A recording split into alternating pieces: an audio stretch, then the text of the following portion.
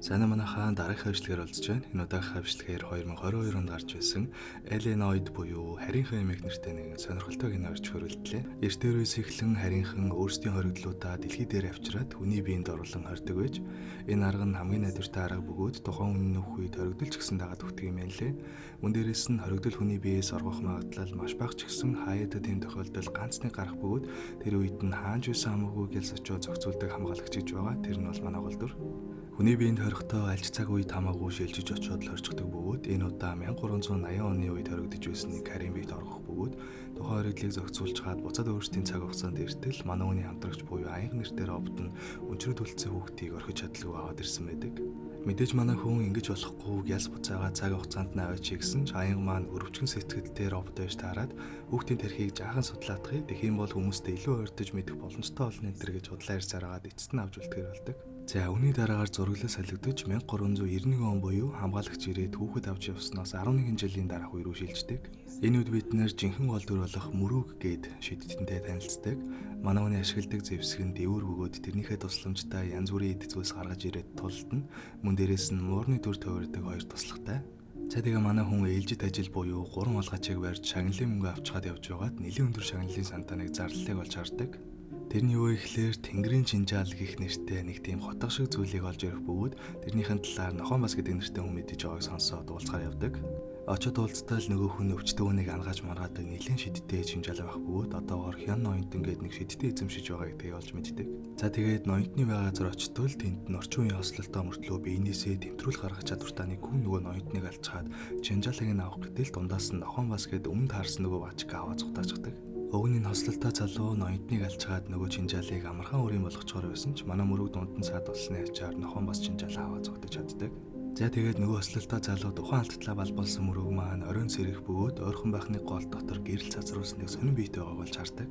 Үүний дараагаар буцаад орчин үе рүү зураглал солигдох бөгөөд өмнөх үеийн явдлаас хойш аль хэдийн 11 жил өнгөрсөн байдаг. Хүүхдийн тархийг нь судалж чад хаяна гэж тохирсон чинь юм хаях нөгөө хүүхдээ өөрөө өсгөөд аав нь болчихсон явж байдаг. Охиныг Ян гэдэг бөгөөд аавыгаа нэг л өөр байгааг сэжиглэж гисэн нууцаар тэр хүндэндээ тагнж явсаар байгаад аянхыг бариад авчихдаг. Ер нь аянх ч гэсэн ногдох хүсэлгүй угаасаа өөрөө амийг нь аварч байсан мөн дээрээс нь ихэнх цаг хугацаанд нууцаар халамжилдаг байсан болохоор Янтай уулзаад сайхан өнгөрч байгаад маргааш ирэх хориглолтын байршлын талаар хамаалтчихдаг. Тэрний үе ихлээр дунджаар 10 жил тутамд харийнхан ярьж хоригдлуудаа хүний биед хордог бөгөөд энэ удаагийн хоригдол авч ирэх үйл явц нь маргааш өглөө жисан гэд эмнэлэгт байх хүмүүс рүү шилжүүлэхэр болсон юм байна лээ. Уг нь хэнд ч мэдэгдэж болохгүй чухал мэдээлэл байсан ч аян маань сайхан ярьж байгаа дам нь халаад хэлчихдэг. Маргааш өглөө нь болж Ян маань нууцаар нөгөө эмнэлэг дээр ирчихсэн юу болох нүгэд бичлэг хийчихсэн явж байгаад нэг цагдаа хатад хаарлах бөгөөд яг энэ үеэр нь харийн үлийг ирж таараад хоригдлуудаа хүний биед суулгах үйл явц нь шууд эхэлжигдэг. Азар Ян маань тэр үйл явцад нь өртөлгүй өнгөрч чадсан ч аав нь түүнийг дээрээ хамаг эмийг харчихсан гэдгийг нь мэдчихдэг. Үүний дараагаар үйл явдал буцаад өнгөрсөн рүү шилжтэл нөгөө Нохон бас чинь Чинжаалаа нэг баян ноён зарчихсан бөгөөд хүүн өнөдөр хормын ээж байгаа болохоор бэлэг болгож өгөх гэж байгаа юм лээ. Үүнийг нь манай мөрөг мэдчихээд хүүгийнхэн дүрд ороод Чинжаалыг улгаалахаар явах бөгөөд мөрөгөөс гадна өөр хүмүүс ч гэсэн Чинжаалын араас явж байдаг. 10 жилийн өмнө гинт тодорсон сүмийн эзэн Жажан гэх нэртэй хүн хоёр шидтний хамтаар Чинжаалыг авахар хөдөлдөг. Энэ хоёр шидтэн бол хосууд юм шиг байлээ. Янз бүрийн хэрэгсэл ашиглаж тулддаг бөгөөд алга болгодог нөмрөг, хөвлбөр гаргадаг наал, төссөн эзүүлсээ томруулдаг тал энэ төргээд амар чадруудтай. Харахад цуг юм шиг мөртлөө яг тулах юм бол нэлээд чадварлаг шидтнүүд. За тэгээд оройн уулж хөрмөн дээр мөрөг очижчихсан. Сүйт өсгөнд хөөрхөн эмэгтэйсэн болохоор ганц ундаг дулгаж чагаад ажилд орё гэсэн чинь нөгөө сүйт өсгөн ч гэсэн Чинжаалны араас ирсэн хүн байж таардаг. Ягаад ч юм энэ хүн орчин үеийн буу ашигладаг бөгөөд буу гэж мэдгүй байгаа хүмүүс аян ашиглагч гэд нэрлэжсэн байдаг. Аян ашиглагч маань мөрөгийг сэжиглэжсэн болохоор хортой арх өвч унтуулж хаа Чинжаал хаваад явах гэтэл хоёр шидтэй ирж таараад тэдний оронд хөөрхөн тулаан болох бөгөөд яалтчгүй буутай юм болохоор нөгөө хоёрыг дийлчгээд явж байтал Жажан гээд нөгөө сүмийн эзэн гарч ирээд охиныг ухаалдуулаа Чинжаалыг нь булаачдаг. Үүний дараагаар буцаад орчин үе рүү зураглал шилжих бөгөөд аимшигтай зүйл харсан Ян маань айсандаа гэрээсээ зүхтаагаад найзандаа ирчихсэн байдаг.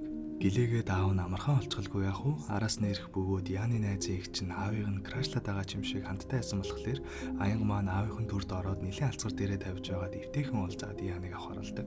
За тэгээд нэгэнд баригдчихсан болохоор цайрсан гээд Янд хамаг үннээ хэлдэг. Эхэндээ айж байсан сайн сонсоод үтсэн чинь яг чарагдсан шигээ хүмүүст муу зүйл хийдэг харийнхан биш гэдгийг ойлгосон Ян маань тавьшраад оройн аяхдаа жаал юм ярьж байгаад машинд нь унтаад өгдөг. Маргааш өглөө нь гинт төгшөөрийн тохиолдол ажиллах бөгөөд яасан гэсэн чинь үл мэдэгдэх харийн биед дэлхий дээр өрөөд ирсэн байдаг. Юун харийн биед мэдэгдэлгүй хүрээд ирв гэсэн чинь сүүлд болсон хоригдлуудыг хүний биеийн цуулах үйл явцын үеэр ирсэн хоригдлуудын дунд нь нэлээд том маслахын удирдагч байсан юм байлээ. Тэгээд тэрний доор байдаг харийн хүн удирдагчаас суулгахаар ирсэн нь энэ байдаг. Тэр удирдагч нь болохоор өмнө нь яантад харалтаж байсан цагдаагийн биеинд хоригдож байгаа бөгөөд үнийг нь мэдсэн яаны аав шууд зогсоохоор ирдэг. Мэдээж харийн биед ирчихсэн өвмэн болж байгаа болохоор цагдаа нар ч гэсэн ирсэн байх бөгөөд тэд нарыг оролцуулахгүйгээд бүх зэвсгийг нь хураагаад машиндаа ичгдэг. Тэрийг нь манай яан сэргэлэнтэй зөвхөнтэйгээ дамжчихна. За тэгээд Яны аав болон харийн биед хоёрын хооронд нэлээд ширүүн тулаан болох бөгөөд өнгөрсөн үед хүмүүсээ хагаад байгаа тэнгэрийн жинжаал гэдсэн зүйл нь манай Яны аав ашигладаг хэрэгсэл нь байсан юм байлээ. Харийн хүмүүс тэрнийхэн тусламжтай энерги энтрээ нөхдөг мөн дээрээс нь хориглуудыг суллах, хориг үйлдэл хийх чадвартай хамгийн чухал зэвсэг нь байдаг. Харамсалтай манай хүн зэвсгээ болоолгаад нөгөөхөр нь удирдагчийг биенээс нь чөлөөлж өгдөг. Яаж яах нөгөө харийн биед нь өөртөө хамт Яны аавыг дэлбэлээд нэлийн хүн шархтуулчихсан болохоор зэвсгийг гартаа оруулсан удирдагчийг юу хийж байгааг мэдхийн тулд аянгыг араас нь явуулдаг. Удирдагчийг сэрэхээр ирсэн харийн биед хөлөгтөө хаава гих бөмбөлгнүүдийг авчирсан бөгөөд тэр нь болохоор энэ харийнхны амьдардаг гаргийн агаар мандал юм байна лээ.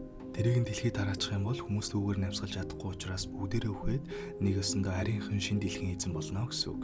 Үүнийг мэдсэн Яны аав жаахан сэргэж авангуудаа хөлгөрөг эндүүлж дайраад удирдагчаас чинжаалаа болоож аваад хөлгөөс гаргаж чадсан ч түүнтэй хамт хоёр ширхэг хааваа гарчдаг.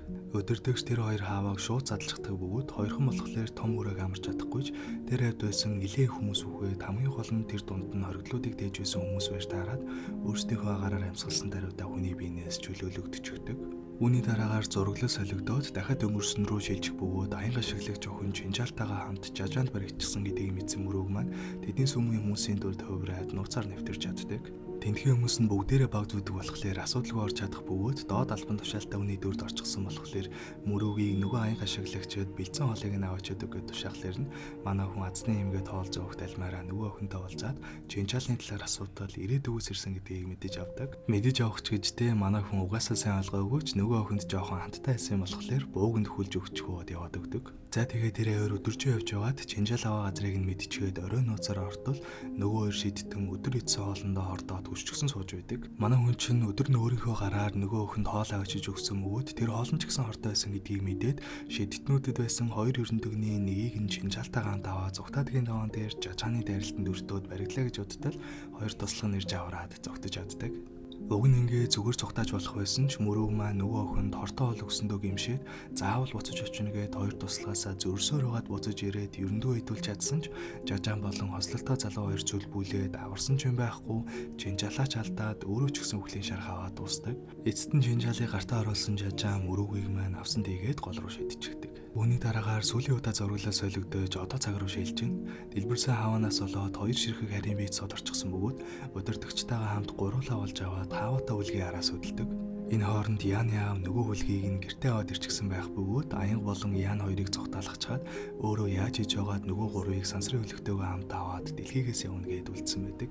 Энгийн үед байсан бол аргалж чадах байсан ч яалтчгүй өмнө нь тулаанд ороод дээрээс нь дэлбэрэлтэн хүртэл өрснөөс болоод энерги нь багасчихсан учраас дорхноо ялагдчихдаг. Энэ үеэр Ян маань аянгийг ятгахсаар хагаад буцаж ирээд аавтайгаа хамт толтохоор болдог.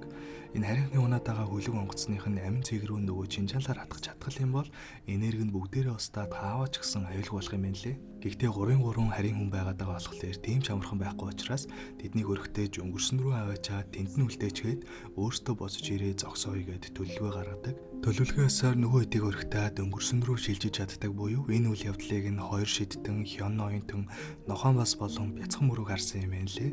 За энэ дээр нэг жижигхэн тодруулга хийгээдхий. Манай эдийн өнгөрсөн рүү шилжсэн цаг хугацаа нь болохоор кинон дээр маань давхар үйл явдал болоод байгаа өнгөрсөн үе биш.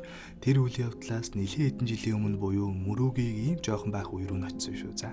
Хэдийгээр харийнхныг амжилттайгаар өнгөрсөн давж ирсэн ч буцах гэсэн чинь аянгийн энерги дуусаж таарад дээрээс нь аав нь удирдагчид ялагтаад эцэст нь Ян маань цагдаа нараас авсан буугаараа удирдагчийг буудаж шархтуулж чаад гол руу онцгдаг. Ингээд дуудлгүй иргэдэр хөвөд гарч ирэх үед нь бяцхан мөрөөг Яныг авраад цүнхөө гол руу онгачсан гэхлээр нь авахаар гол руу орж исэн юм лээ. Жажаанд ялагдаад гол руу шидэгдсэн мөрөөг маань жив жоох үедээ өнгөрсөн дурсамжаа ингээд санах бөгөөд ягаад ч юм бэ энэ гинт зүгээр болсноор голоос гарч чаддаг. Энэ хооронд ерөндөөгөө болсон аян ашиглагч маань нухан ороод чинжаалны хараас хөдөлж эхэлдэг. За ер нь бол аян ашиглагч биш энэ охин бол манай Ян л байсан юм байна лээ. Нэлээд хэдэн жилийн өмнө харийнхныг дүлдээхээр аавтайгаа хамт ирсэн бөгөөд дулааныхаа үеэр жинжаалаа гэж гисэн болохоор буцаж чадлагүй энд гацчихсан юм ээ лээ. Тэгээ хөөрхөн юм тэр явдлаас хойш одоо хүртэл жинжаалаа хайгаад л яваад байгаа нь болж таардаг. За тэгээд Ян болон Мөрөг хоёр дээр Жажаан талуулангаа алдсан хоёр шидтэн манай талд ороод хослолтой залуу болон Жажаан хоёрын эсрэг тулддаг. За энэ Жажаан болон хослолтой залуу хоёр бол удирдагчтай хамт ирээдүгөөс ирсэн хоёр харийн хүмүүс бөгөөд мөн л хэдэл Жинжаалыг болж аваад ирээдүйд очиж нөгөө хааваагаа дэлбэлэх зорилготой. За манай хэдийн орн нэлийн өсвөштэй ширүүн тулаан болдог л доо. Гэтэ би одоо манай тэрийг зохиод тэрнээс нь ингэж болтаад гээд ярилтай нь биш. Ямар тааш тулааны үр дүнд Ян маань Жинжаалыг өрийн болгоод Жажааныг дөрвөлж орхидог. Нөгөө талд Мөрөг маань хослолтой залууг устгаж ядах бөгөөд нөгөөх нь үххийнхээ өмнө тэр чиний биеийн дотор байгаа гэж хэлээд хүчдэг. Энэ үгийг сонссон Мөрөгийн санамж дахиад жоохон сэрэх бөгөөд Янд будуулаад үххийн даван дээр авч исэн удирдагч Мөрөгтэй тааралтаад бие рүү норж явгаар киноны маань эхний парт дуусдаг. За нэг ийм кинонд манайхаа тэгээд 2 дугаар партыг нь аль болох хурдан орлохыг хичээнэ. Тэгээд бичлэгэнд таалагдсан бол дараагийн өмнөдөө дараараа дараагийнхаа бичлэгээр уулзлаа. Тэр баяр таа.